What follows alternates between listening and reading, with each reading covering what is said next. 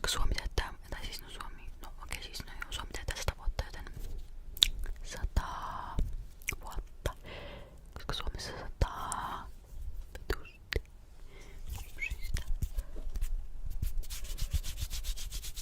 Okei, no siis tässä videossa mä nyt sitten teen pieniä käsiääniä, koska mulla on pakko miellyttää kaiken näköistä, kun mä oon tämmönen saatana tonttu.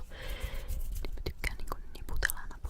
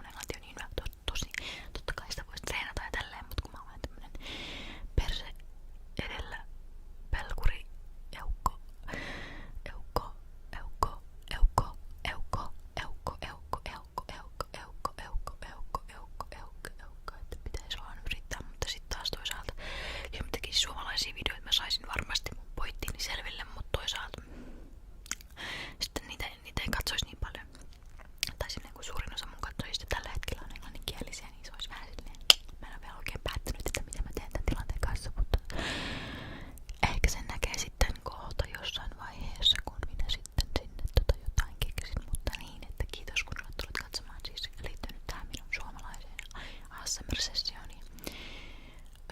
Mä olisin tokikin voinut vaikka meikata siniset silmät, mutta mä en myöskään muistanut sitä ajatella yhtään.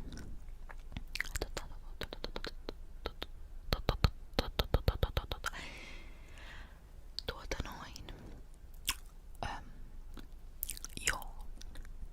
Mä toivon, että kukaan katsoja ei katso tätä tekstitykset päällä, koska musta tuntuu, että tekstitykset on päin piekkalaa. Koska musta tuntuu, että ne eivät ymmärrä minun suomen kieltäni. Joku muuten laittoi mulle Snapchatissa joku suomenkielinen. Ihan niinku joo, Ville. Mä nyt vaan sanon sun nimen, koska Suomessa on aika monta Villeet, vaikka Suomi onkin pieni maa, niin ei kukaan tiedä kenestä mä puhun. Yhdellä vielä siis ja niin se sanoi, että mä oon tosi erilainen mun Snapchatissa kuin mun videoissa, että mä oon mun videoissa tosi outo ja Snapchatissa ihan normaali. Niin no siis mä en tiedä, kun mä teen niitä videoita silleen kuitenkin semi-harvoin, niin sit tavallaan silloin kun mä teen videoita, niin mulla on semmonen niinku flow, semmonen niinku tylsyyden, niin semmosen niinku, että no tehdään jotain kivaa ja tällä ollaan niinku interaktataan ihmisten kanssa jossain niinku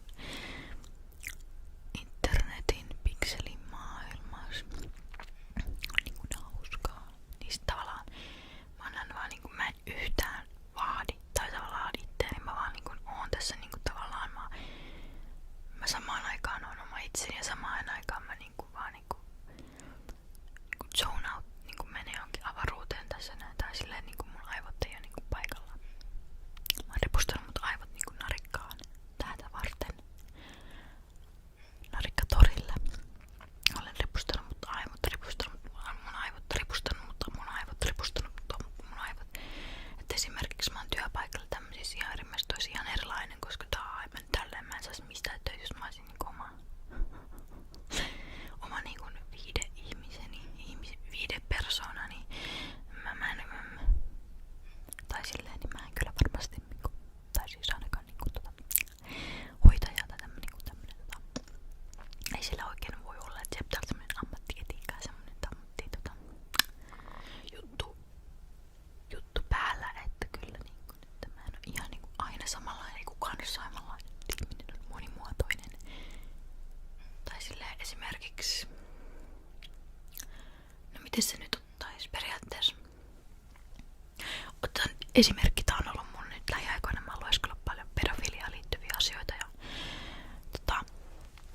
ihan tälleen by the way, siis niin sekin on just tavallaan kertoo sit ihmisen niinku, että tavallaan ihmiset on niin erilaisia, miten ne niinku näyttää ulkokuorelta, koska esimerkiksi useilla niinku tavallaan hyväksikäyttäjillä, jotka on käyttänyt vaikka lapsia hyväksi, niin niillä on ollut omat perheet, omat niinku puolisot, ne on ollut naimisissa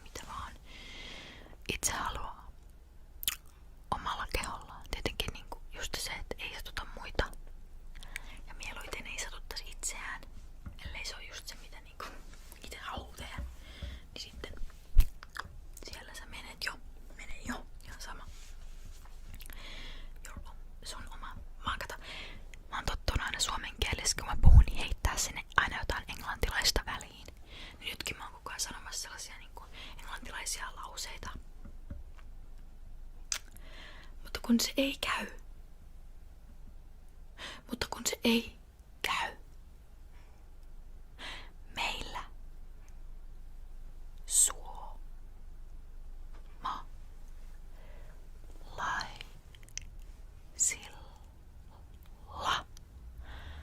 on oma kielemme, mitä me voimme puhua.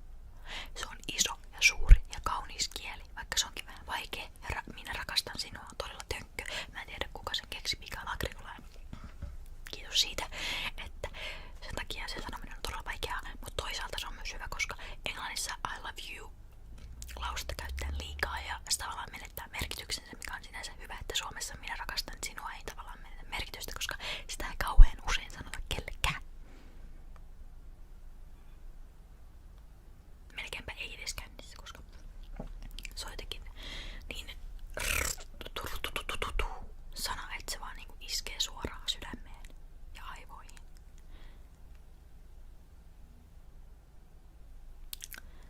Että sen takia mä kyllä tykkään oikeesti Suomesta. Mä rakastan niinku suomen kieltä, mä rakastan suomea.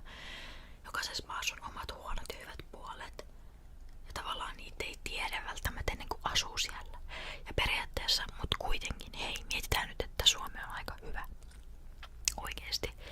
Me ollaan silleen niin kuin sellaisella alueella. Ensinnäkin tää alue, sijainti. Okei, meillä on kylmä, meillä sataa, mutta se on oikeesti aika niin kuin pieni ongelma sinänsä, koska eletään nykyaikaa. Me ei olla meidän omissa teltoissa ja saviluolissa, missä ärsyttävästi sataa ja tulee kylmä.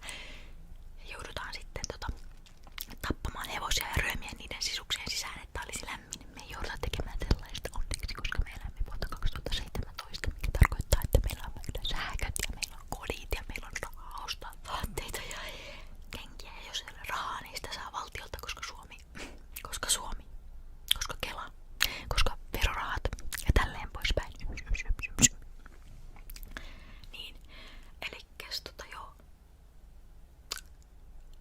Elikkä niin, että meillä ei ole ensinnäkin tornadoita, meillä ei ole tsunameita, meillä ei ole haita, meillä ei ole hirveästi myrkyllisiä eläimiä, ötköitä, meillä on vaan kyykäärme, jota ei kauhean usein kuitenkaan loppupeleissä tapaa. Tietenkin mun isoäiti kyllä on purrukyykäärme ja se tapahtui vuonna 1934, 35, 36 ja silloin ne piti sitten soutaa sinne lääkäriin. Että siinä oli sitten velipojilla kyllä vähän kiire niin kuin soutaa sitä venettä, että sillä tavalla, joo. Mutta niin, elikkä täällä ei ole hirveästi myrkyllisiä juttuja, kasveja, vastaavia. On tietenkin myrskysieni, kärpäsieni, mutta niinku oikeesti ei oo paljon mitään täällä Suomessa noita niinku luonnollisia ongelmia. Täällä on revontulet. Meillä on kuitenkin sinänsä hyvä talvi, koska vaikka täällä Suomessa ei olekaan aina niin lämmin, niin kyllä silti kesällä kuitenkin on se lämmin ja sitä aina voi lähteä. Me ollaan kuitenkin niinku maana suhteellisen niinku varakas maa. Meillä on rahaa lähteä ulkomaille yleensä. Ei ehkä opiskelijoilla, mutta niinku Suomessa niinku paremmin kuin melkein missään muualla melkeinpä. Voisin jopa heittää tällaisen ignorantin kommentin, koska mä en tiedä, onko ignorantti, mutta en ole tarpeeksi tutkinut näitä tilastollisia juttuja. Mutta anyway.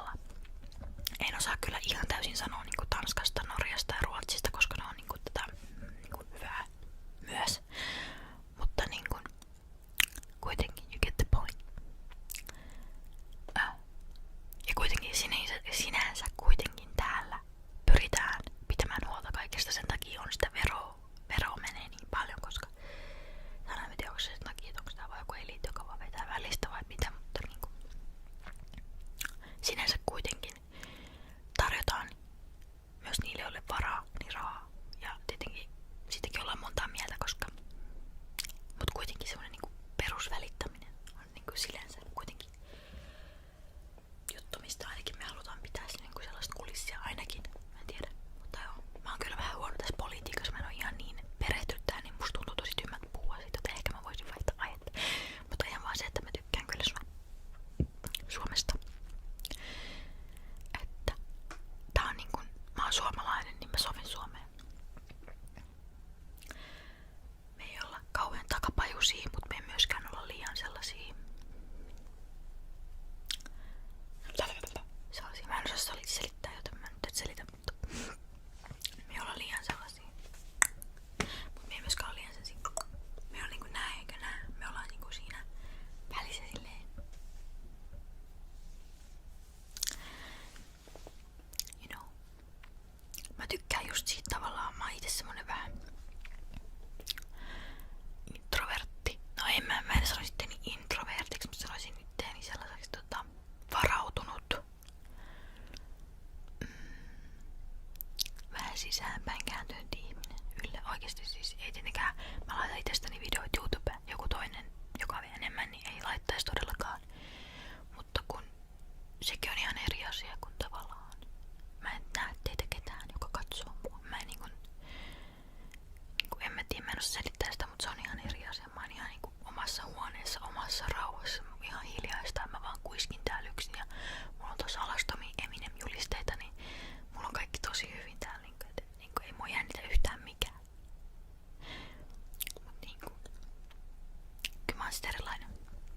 Se on mun mielestä, mä oon viime aikoina hyväksynyt sen aika lailla, että mä oon minkälainen mä oon.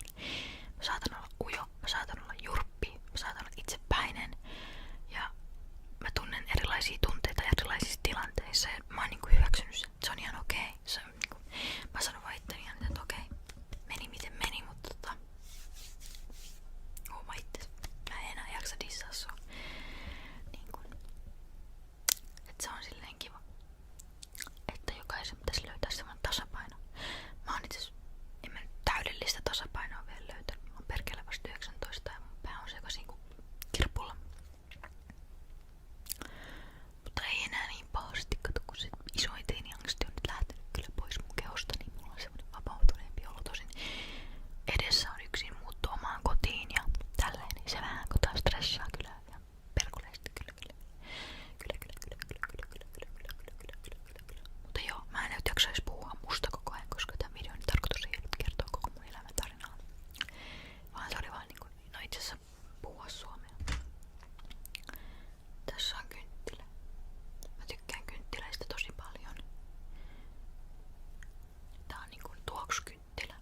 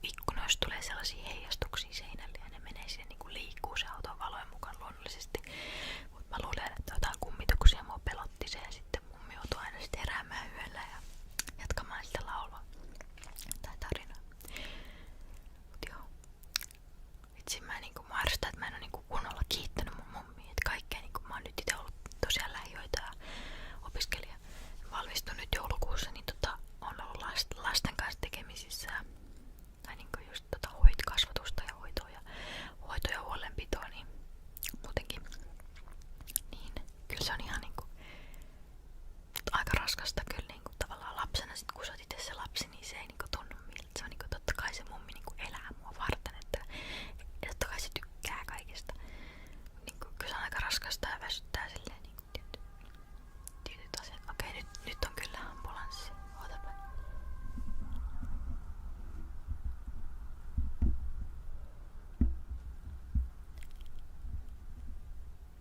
Okei.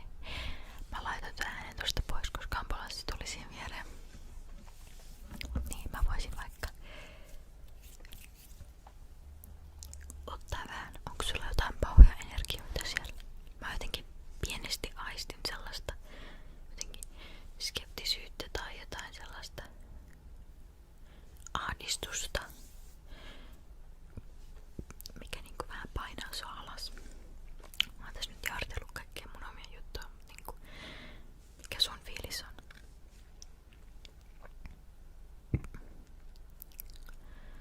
Ajaa. Okei. Mä voin yrittää auttaa. Mä en lupaa mitään, mutta niinku kyllä mä uskon, että asiat paranee. Ne yleensä tuppaa järjestymään, vaikka itelläkin niin pitäisi muistaa se, että maailma ei kaadu pieniin asioihin. Tietenkin joihinkin se voi kaatua, niinku munkin sormi on vähän tämmönen ruma. Ihan pieni asia, niin se onkin niin lämmöinen. Mut siitäkin selvisin. Mä ajattelen, että okei. Sitten se on aina huono, kun vertaa asioita, niinku, että okei, jossain menee paljon pahemmin kuin mulla, mutta tavallaan ei saisi verrata. Pitäisi vaan niinku, no ei nyt sokeasti elää sitä omaa elämää, mutta niinku tavallaan elää sitä omaa elämää. Tavallaan ne ongelmat, mitä sulle tulee, niin ne on ihan oikeutettuja. Tietenkin maalaisjärjellä pärjää, että no mikä nyt on oikeasti ongelma, mutta kuitenkin. Mutta mä voin ottaa sulta vähän sitä huonoa energiaa pois. Mä voin uhrautua sulle, mä voin syödä sen energian pois, koska silloin se lähtee oikeasti pois. Se tulee mulle, mutta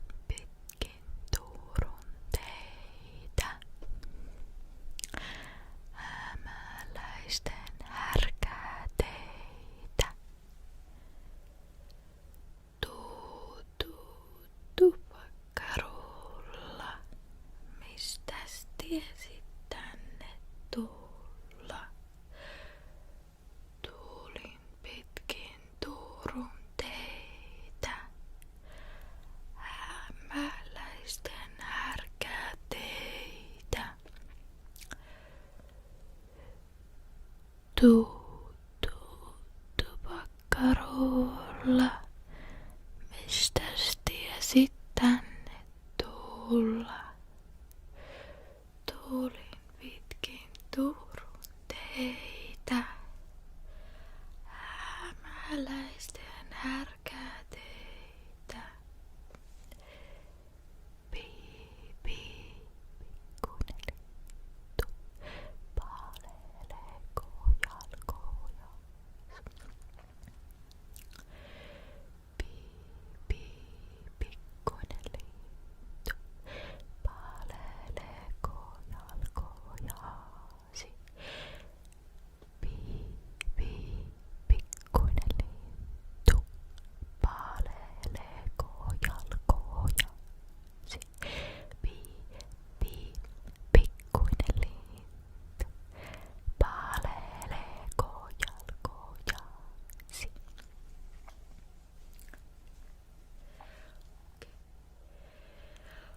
Mitäs muuta me voitais suomeksi tässä kehittää vielä? Onnellisuudesta, vihasta, rakkaudesta, mikrofonista, puhelimesta, etukamerasta, USB-portista, USB-adapterista,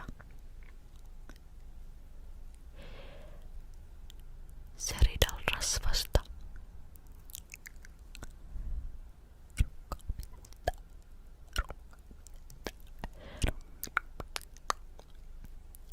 kukista, tekokasveista,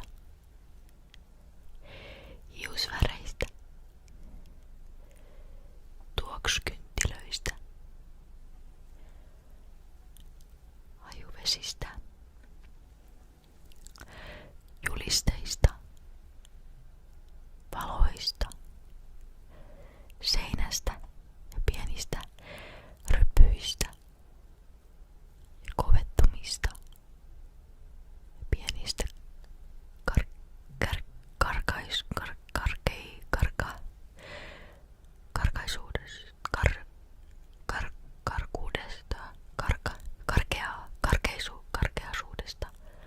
karkeisuudesta. Siinä seinässä on yksityiskohtia, joita haluan koskea. Haluan tuntea ne sormenpäissäni. Perfektionismini iskee minua, sillä ne eivät ole tasaisia. Ne pienet kolut ja kohdat ja karkeat kohdat, ne eivät ole tasaisia. Se häiritsee minua erittäin paljon. Seinä on valkoinen, mutta pimeässä se näyttää harmaalta ja mustalta ja sen eri sävyitä. 50 eri harmaan sävyä. Seinällä minulla on Marshall Mathers julisteita 2 tuossa mun edessä. Ja mä joudun vaihtamaan niiden paikkaa, koska niiden takia mun videot jouduttiin laittamaan että ne eivät sovi kaikille mainostajille ja ne eivät ne ovat niinku kielletty alaikäisillä tai jotain, niin jotain sellaista persettä, niin mun piti sitten laittaa ne tonne, et ne ei näy näissä videoissa. Kyllä ne vähän näkyy vähän niinku välillä, jos toi niinku peili on silleen oikein, kun tää kamera on silleen tarpeeksi tuolla. Mut siinä ei näy sitä niinku alakohtaa, mikä on todella hyvä. Mutta siinä ei ole mitään pippeleitä, vaan siinä on ihan niinku dynamiitit. Että musta on niinku naurettavaa, okei on toi sinänsä niinku controversial tai semmonen niinku, mikä se on suomeksi? Mikä se on suomeksi? Mikä se on suomeksi? Mikä se on suomeksi? Mikä se on suomeksi? Mikä se on suomen kielellä? Mikä se on suomeksi? Mikä se on suomeksi? Apua. Mä pelkään, että 100 vuoden päästä kaikki suomalaiset ihmiset puhuvat englantia, mutta eivät enää suomen kieltä. Minä pelkään sitä. Minä en halua, että niin tapahtuu. Ja Maria perkele, älä naura siellä.